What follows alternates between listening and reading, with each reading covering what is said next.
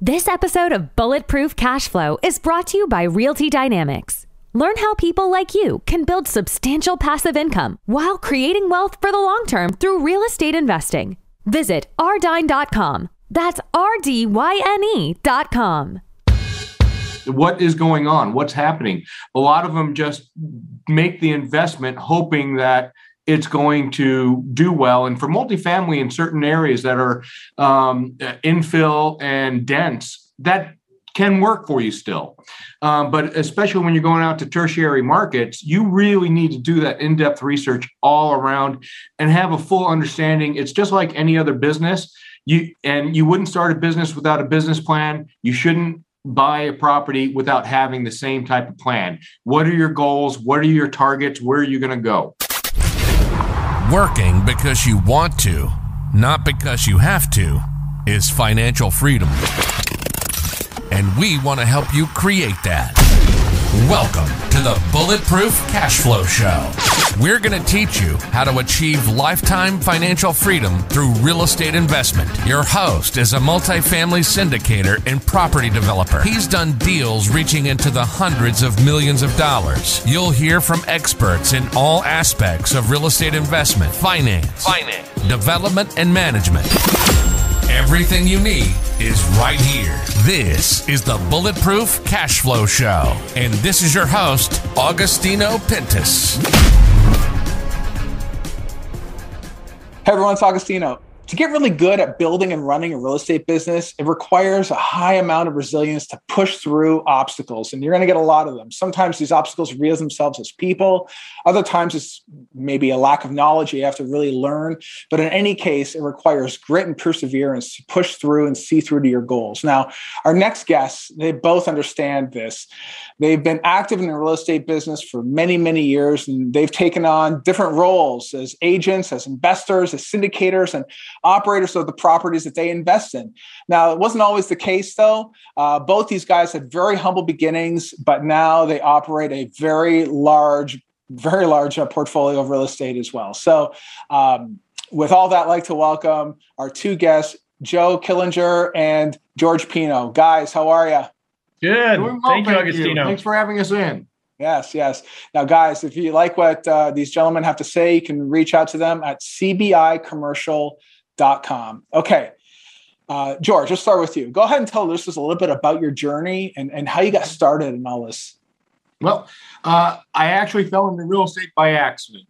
So I had a small business right out of college. I was doing some, it was probably a little bit more of a filler, designing and selling T-shirts for universities and schools and things like that and doing the silk screening. But a friend of mine asked me, he was working for a company at the time, they needed some help. And he asked me if I wanted to come in and help. And I said, sure. You know what? I have some slow time during the summer months. A lot of the administration and the bookstores were closed, so I couldn't talk to people. And so we took it on initially thinking it was only going to be a couple weeks.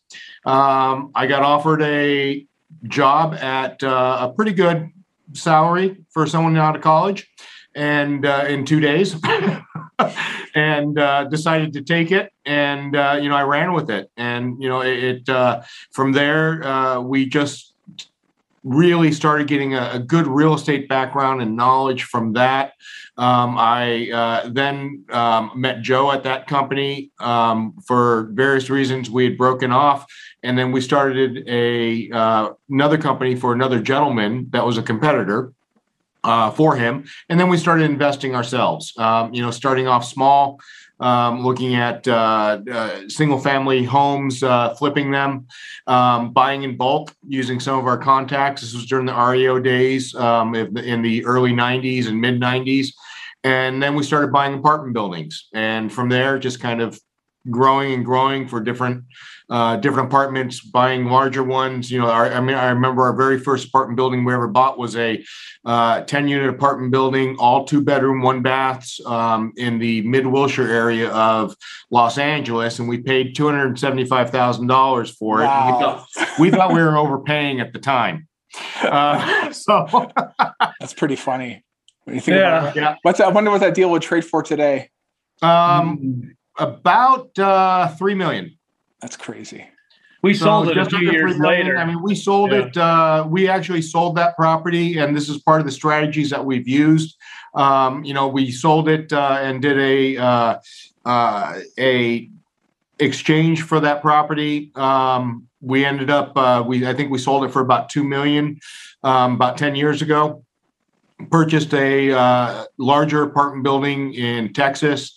We just recently sold that property as well, and then acquired two other, this time single tenant net lease assets, and with a valuation about $8.5 million. So, by using the 1031 exchanges and the rules, we're able to actually increase portfolio size, get better depreciation, get better cash flow.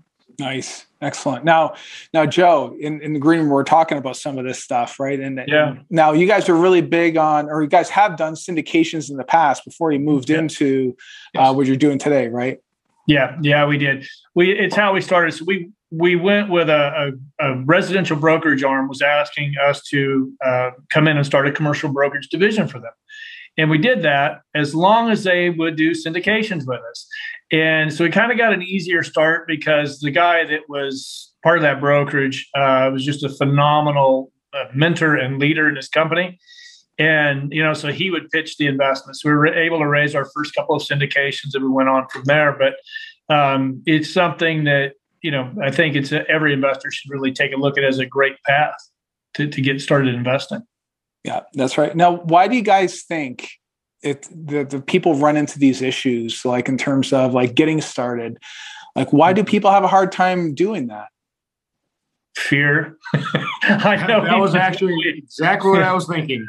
Fear is probably the biggest thing that, we do. I do a lot of mentoring. I do have a website I do some mentoring. It's joekillinger.co. And the biggest thing that I hear from new investors is just that. I don't know how to get started. And you start talking to them and you do realize they do know how to get started. They just are afraid to take that first step. And, they don't understand how to pitch too. And, understanding how to give the right pitch is also another thing that I think is probably a big problem. I mean, part of it is that they don't even understand why they need to be investing in real estate in the first place. I mean, it's part of it is be able to see to the other side, right? And they only see the obstacles in front of them. They don't realize that once they make it through that obstacle, everything that they want is on the other side of that. Yeah. And fear, right? Yeah. Yeah. It can be difficult. And, you see all these YouTube videos and I don't want to, Grant Cardone is phenomenal at it, right? I feel hyped if I watch one of his videos. And so, but it's been a long road for him. It's taken him a while to build up this, not that anybody wants to go to the level he's at. Everybody mostly just wants to be comfortable and have a nice living. But, it's getting that, understanding money, understanding the value of money, I think is a lot of it, and how to use leverage. And, finding a good mentor is something that I think is something that's very powerful as well. Yeah. I mean, and you mentioned Grant Cardone too. So another way that people can also learn is learning from guys like us. They don't have to be signed up on a course. I mean, they could, but they could even just watch and learn that way. But I think the biggest part is actually taking action. That's the hardest part. It's very easy to sit back and watch a video of Grant going through a video, or being critical of a guy like Jeff Bezos about why does Amazon have all this money, yada, yada, yada. But they don't understand what all the work that went into building all that to get them to where they are. That's absolutely. I mean, I was fortunate that I had George. If I was to go it alone, we did this together. So it makes it a lot easier. So if you have a good partner that you can go into it with, but to take that first step of your loan to put, a good percentage of your cash that you have out for the first time is, pretty scary. But the way you can really do that is you got to do your due diligence before you even invest. You need to know your asset class. You need to know the risk that's involved. And I mean, every investment has a risk, but if you think you're going to go in and flip a home and have it to be the Joneses of the area, you've got to really build to the community that you're in. So really look at the risk and understand risk. If you really understand that, that's key, because there's a difference between being an investor and a speculator. If you're a speculator, you can run into trouble pretty quickly. Yeah. But a good investor understands risk. Yeah, no, if you're jumping, I've always said this, if you're jumping on the bandwagon because everybody's investing in real estate and it's going up and you've been thinking about it, and then you just jump in because you don't want to miss the boat and you're hoping for the short-term appreciation, then you're really not investing, you're speculating. Really what you want to do, and there are different investors that have done very well with the appreciation game, but typically those are long-term holds, 10 plus years, where, when you have the cyclical nature of real estate, it will tend to go up, but you need to have a long-term hold and game plan for that. And how are you going to make those payments to sustain the property and the mortgages if it's not cash flowing? So you have to have a plan going into it.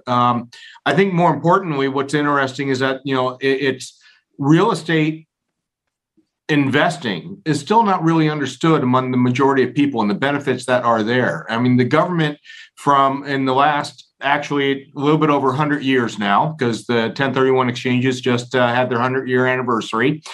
They've really been promoting real estate investing as a way of creating wealth preservation for everybody. And, there are a lot of tax benefits because of that to invest in real estate to stimulate the economy. The issue I see a lot of times is we have investors that focus just on either cash flow or appreciation and not really take into account all the other aspects, whether it's the depreciation or the repositioning, what can they do with that property and that asset, what's going on in the marketplace, actually looking at demographics. I think if you were to interview 100 mom and pop investors and ask them about the demographics of a neighborhood, they wouldn't be able to, 99% of them wouldn't be able to answer what they are, what's happening, what the trend is, where the growth is, or even for that matter, who are what are the employers in the area? What is going on? What's happening? A lot of them just make the investment hoping that it's going to do well. And for multifamily in certain areas that are infill and dense, that can work for you still. But especially when you're going out to tertiary markets, you really need to do that in-depth research all around and have a full understanding. It's just like any other business. You wouldn't start a business without a business plan. You shouldn't buy a property without having the same type of plan. What are your goals? What are your targets? Where are you going to go? Yeah. And you hit a whole lot of things there. Because that's the thing. I did. Well, because that's the thing. I mean, I think that people are jumping on the bandwagon, just like I said, because they don't want to miss the boat. It's the same thing happens with the whole Bitcoin scenario too, right? People are, well, hurry up, buy this coin. Well, of the umpteen coins, which ones do you buy? And nobody really understands what it is they're buying. Like they're just buying it for speculation. They don't understand. And I don't want to get off topic here, but right now we're on fiat currency. It's a currency. This U.S. dollar is backed by nothing, which is the reason why the smart money is going to places like Bitcoin, because supposedly it's tied. There's a finite amount of Bitcoin. That's the reason people are doing it. The smart money anyway. Other people are just trying to be opportunistic and just see a run up. That's all they're trying to do. Ride the wave. Yeah, that's one way to earn a living. I don't recommend it. In real estate, though, everything you pointed out, I mean, that's funny because we understand how to do this because we're syndicators, just like you guys are syndicators too. Understanding what the benefits are in that market, what is going to keep that unit, that building hot and keeping it filled up is going to be super, super important. What is the upside? Who's living there? Why do they want to live there? The fundamental things are often forgotten. I think that like you said before, there's two types of markets. There's cash flow and appreciation. And these days, everybody's like going towards appreciation markets. When there's a correction, and there will be a correction, there is every time, those people that are in appreciation markets, I feel that they're going to get hurt. They're going to get hurt.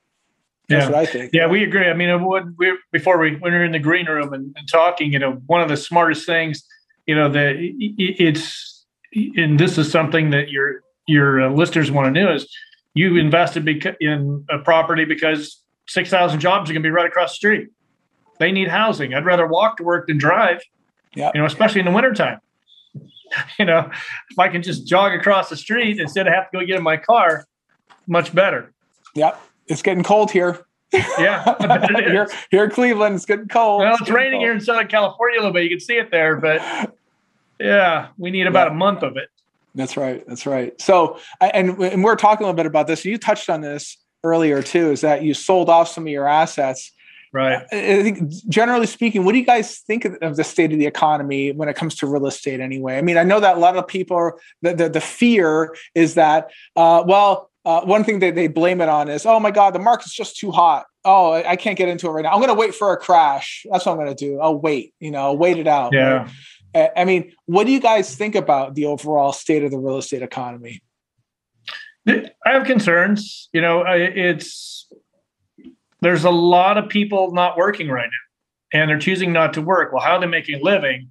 And I've been posing this question out there: are people living off debt? Are they creating too much debt for themselves? So if you have debt going right now and charge cards and like that, and then inflation coming up, what's going to happen there? But I really think, that's something we're going to have to keep an eye on. But overall, the real estate market, it's a great hedge against inflation. Real estate investments. Yeah. No, I believe that as well. And I think the issue that you run into when people start talking about, they're treating real estate more as a short-term investment versus an actual part of the investment portfolio. And I've quoted this before. I believe it was the Rockefellers at one time they were asked, how do you time the markets? And the response was, specifically for real estate, the response was, if you never sell, you don't have to time the market. Right. So if we tend to be long-term holders, and we look at the cash flow play with the possibility for appreciation.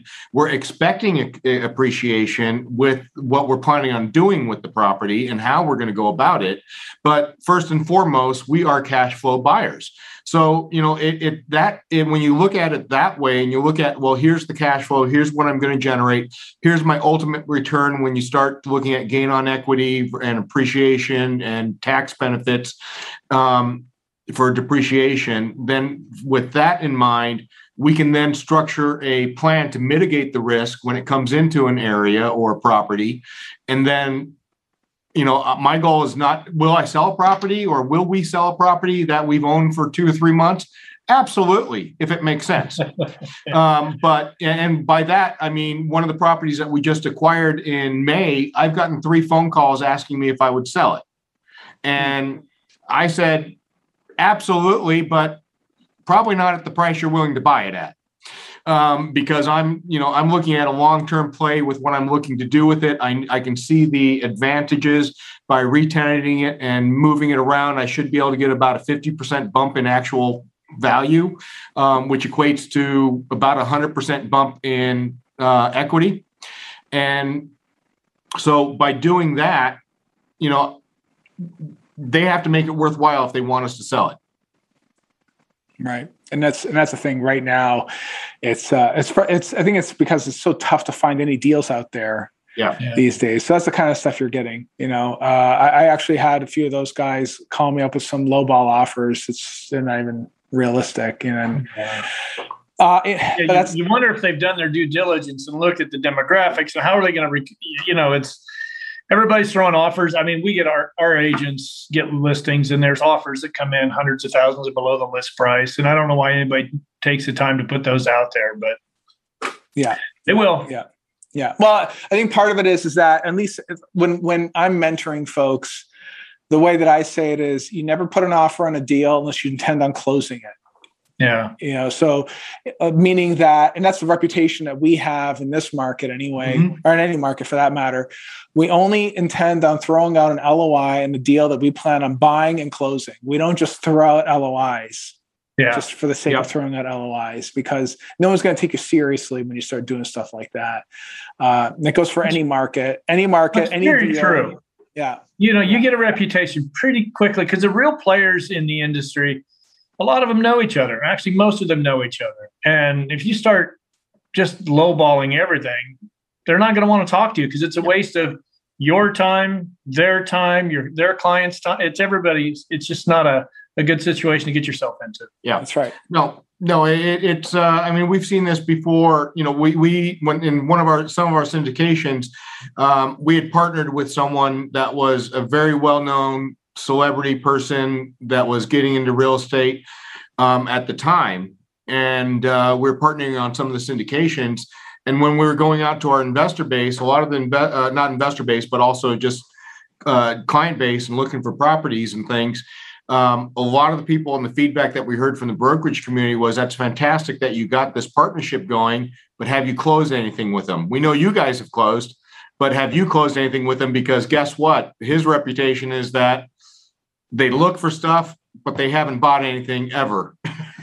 Right. And so, I mean, and this is this was a very large playground, so to speak, but it's still a small network. So, really having that reputation, I think, goes far. Being able to work with the right people. It'll also bring you deals that are off market because they know you can close, and that they know if you are interested, that you'll do everything you can to close, versus just throwing stuff up against the wall and hoping something sticks, like you're saying. So, yeah. It's funny. All brokers talk. They even talk to other brokers and that work for other places. It's funny. It reminded me of something else too. It's like whenever someone is calling on a broker, the first thing they'll do after they hang up the phone, right after the broker gets the message, hangs up the phone, they immediately go to Facebook and they'll look them up. Yeah, see what they're about.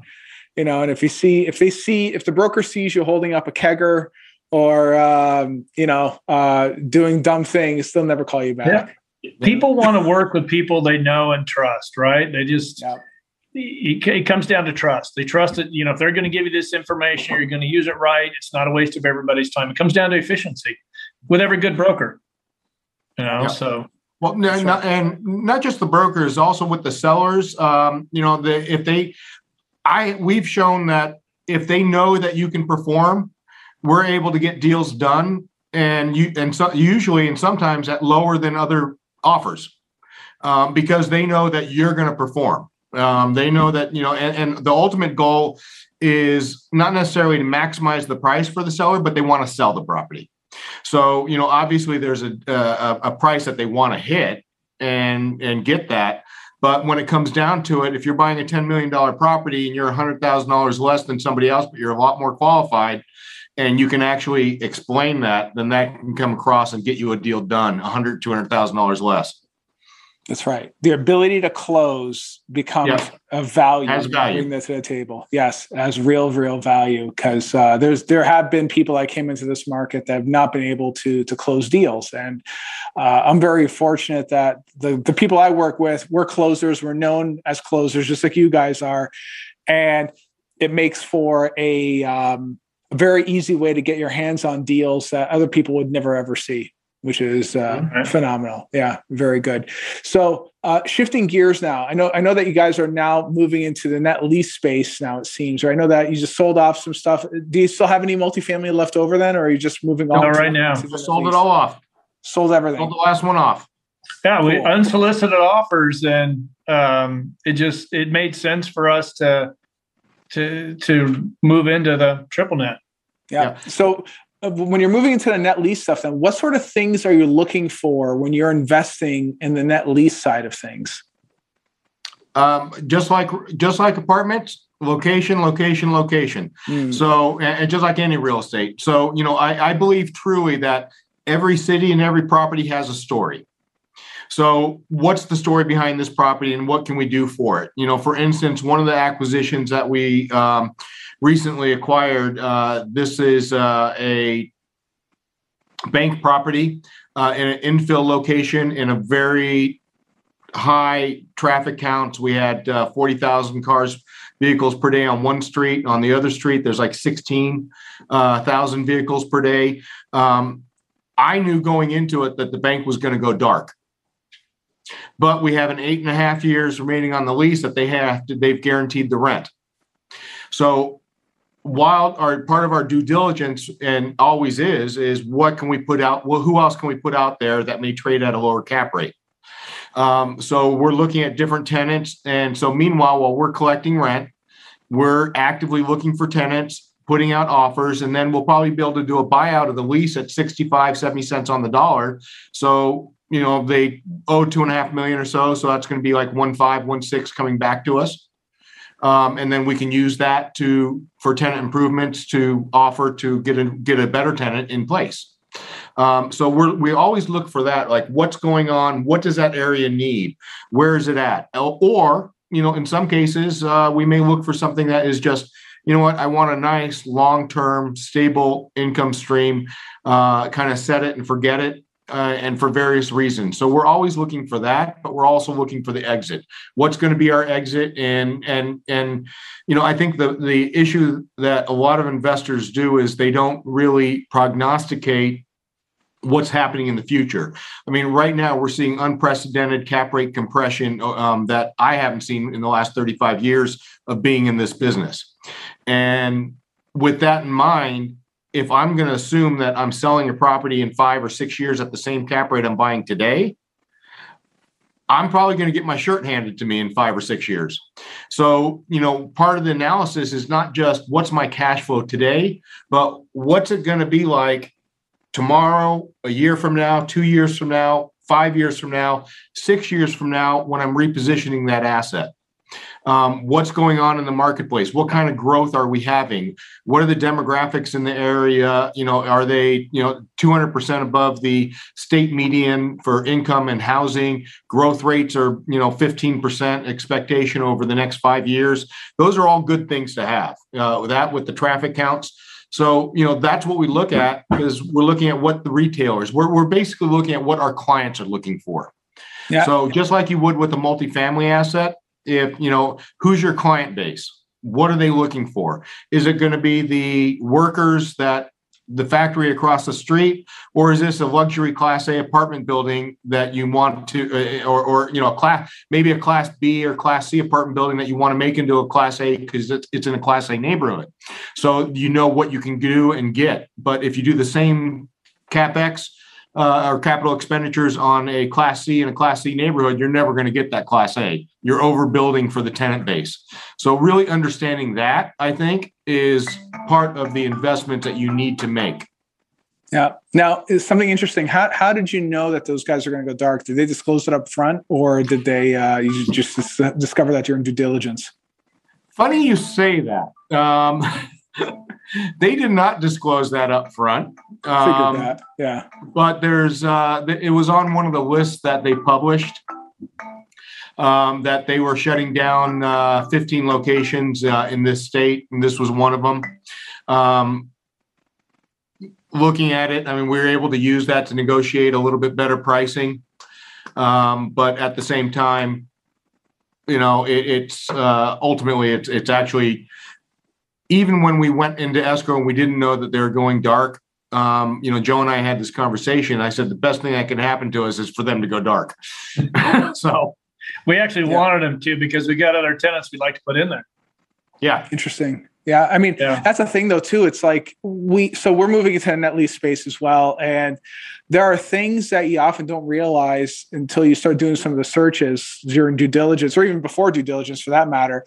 Cheesecake Factory, for instance, apparently they stopped paying their rent for several months during all the COVID stuff when all that first hit. Across the board. Number one. It's like many people had no idea. Many people had no idea, It hurt a lot of people. Yeah, it did. And here's a publicly traded company that you would think that would never happen. Boom, it happened. Hertz was another one that also has net lease type scenario.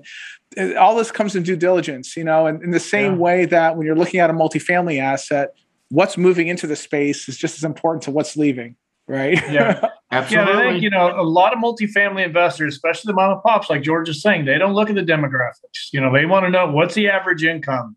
Yeah. It's key. They've got to know that. Yeah. And a lot of them are just focused on, going back again, a lot of them are focused on just cash flow. And cash flow, although important, is not necessarily the whole picture of an investment. and why you should necessarily be investing. So, it really depends on where you are in your investment career. If you're looking for longer term, you're looking for appreciation, how you're planning, what kind of asset classes to go after that may offer different benefits. So, and that's really kind of how we approach it. And the other thing that I've seen, one of the big mistakes a lot of especially mom and pops make is they get comfortable with the investment. They think they're doing very well. And we run into this a lot in the Los Angeles market, where we've seen a lot of appreciation.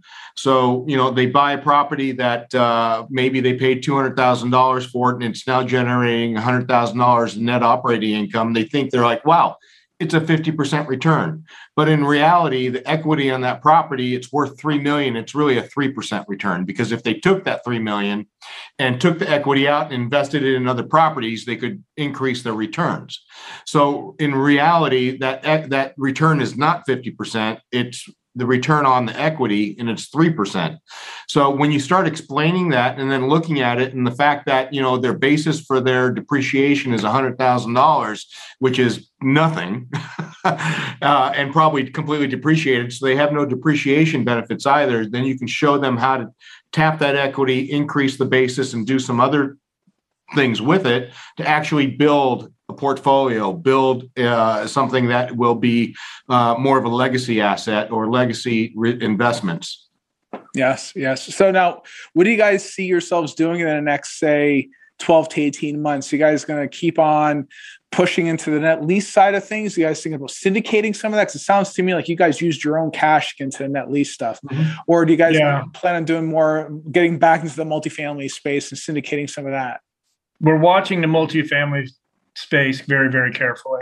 We've got agents here that we have a commercial brokerage company. Actually, George is the CEO of our commercial brokerage company out here in Los Angeles, Commercial Brokers International. And so we kind of have an inside look around what's going on in multifamily. So we're keeping our eye on that. Would love to get back into it at some point. But right now we're focused on triple net. So we might start syndicating in maybe third or fourth quarter next year again. So nice. Good. If all goes well. Yeah. Well, I think that net lease is still a great place to throw your cash, considering that you can still find deals there. I mean, they're harder to come by, but they're still out there. Multifamily, just as you guys pointed out, it's tougher to find deals, but it really comes down to your individual way of getting deals done in terms of can you find the right brokers? Do they believe you? Can you get over the fear? Can you raise the capital? All those things will matter a whole lot more on as you go forward, actually, in either side, whether it's multifamily or net lease. But I think that net lease is going to be a far easier deal in the next 12 to 18 months than it is. The yield is certainly different. The yield is different. But when it's because you're matching it up with a more stable return, that kind of makes up for it. I guess it depends who you talk to, I suppose, right? Absolutely. And if you look at the right properties for repositioning, you can definitely create a lot of value. Yeah. It's just a lot of people don't understand how that works. That's right. So, and I think that's one of the barriers to getting into it, is that, everyone understands how an apartment lease works. You come across a 70, 80 page commercial lease for Starbucks. Some people may not understand that. So, that ends up being an issue. I think portfolio diversity is also key. You guys are doing it. You've got multifamily investments, development, and now you're doing triple net. I think that's key to success. Yeah, and we have other stuff that's also in the works too. So we have a lot of stuff cooking. Diversity is the way, and then also knowing your market. We get so many people. You sell a property here in California, and it's a few $100,000 a door, and you go back to Texas or Florida, and it's a couple $100,000 a door. That's fine and good, but you better understand the way the management's done, because a lot of the properties we bought in other states, two of them have been people that were from California and they were investing in these other states, and the property management company was taking advantage of them because they're out of state. So you really need to understand the management aspect of it if you're going to be investing in these other states. And you guys are sticking local, brilliant, because it takes on a whole new life when you start investing in other states. in multifamily. Yeah, and even just understanding expense ratios. I mean, like for instance, in California, a lot of people use, we have Prop 13 where the property taxes are not necessarily reassessed every year. So they're only reassessed upon time of sale or refinance or major construction. And what I've noticed is that, our expense ratios across the board tend to be lower in general because we also have higher rental rates on a per unit basis than other areas or other, so when you look at it and compare it to, let's say, a market in Texas, that expense ratio may be 55%, but you may be selling a property at a 35% expense ratio, and you think you're going into it, and next thing you know, you realize you really don't know what you're doing. So we see that a lot with people that are moving out of state into different, even the same investment class because they don't understand the market. Yeah. Oh, that's huge. I mean, and there's even markets within the market that if you don't understand what's going on, like say in the city of Akron versus Cleveland, they're both in the same sort of area, but two very different things in terms of, let's say, how they handle utilities and water. For instance, water in Akron, Ohio is severely expensive compared to Cleveland. Who would have thought? Right. But these are things that we know because we're in this market. Right. It's important to know that stuff because it can add up quick. Absolutely. Absolutely. Well, guys, we covered a lot of stuff here today. For people listening, if you had one piece of bulletproof advice for them, what would you tell them? That's a good one. Always be looking for another way to create income. I'll give you one example that really worked well for us was an accent wall. Is you give in multifamily, you pick up 5 different colors, buy a big bulk of paint, 5 different colors of paint, offer for an extra $15 a month for every apartment. Hey, you want an accent wall? It's an extra $10 a month. People don't think. You've got to always be looking for ways to create extra revenue. And that's something that worked extremely well for us. Yeah, I like that one. I may actually use that one. You're welcome to. It worked well for us. I mean, it makes sense, right? You've got the paint. You can paint how many walls with that same 5 big bucket of paint. Sure. It just keeps going, and so it just adds a lot of value. Yeah. Well, and it's simple little things too. It's for me, a lot of that is one, buy for cash flow, but also understand the cash flow, meaning understand, and this goes hand in hand with what Joe was saying, how you might be able to increase the cash flow, but more importantly, how does that affect the investment itself? For instance, one of the properties that we had acquired was a 292 unit apartment building in Texas that had absolutely no covered parking. Mm-hmm. Now, if we went in and put covered parking over everything, that wouldn't have worked out. But what we did was we took 100 spaces and we built carports on an average cost of about $750 per carport. We then turned around and rented every single one of them out within the first month at $25 a month, because in Texas, you have hail. You also have really hot weather. They want shade. They want covered parking. So at $25, the beautiful part about carports is there's no expenses really after they're built. Generally, expenses are very minimal. So that $300 extra a year doesn't sound like a whole lot, or neither does, for that matter, $3,000. That doesn't necessarily sound like a whole lot on a, or $30,000 for the year for all 100 of them. But more importantly, on a cap rate basis, we spent $750 to put these in. They're now increased. Each one of the carports increased the value of the property on assuming a 5 cap, which is high right now, would be a $6,000 valuation. So it's an immediate return that you've immediately increased the value of your property within the first year by, $600,000 on 100 units with a $75,000 expenditure.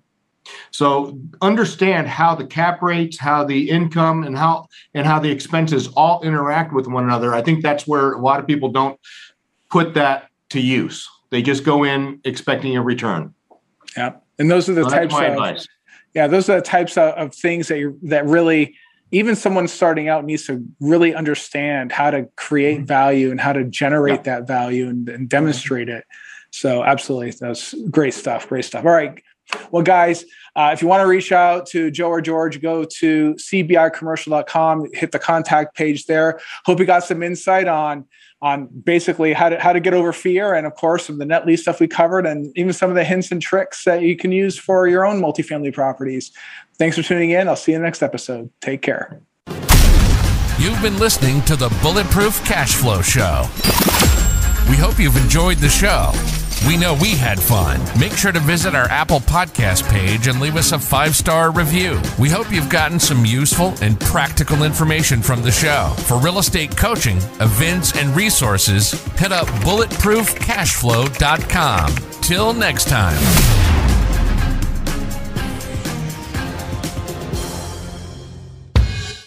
No information in this episode should be considered specific, personal, or professional advice. Any investment opportunities mentioned on this show are limited to accredited or sophisticated investors. Any investments will only be made with proper disclosure and subscription documentation and subject to all applicable laws. Please consult an appropriate tax, legal, real estate, financial, or business professional for individualized advice.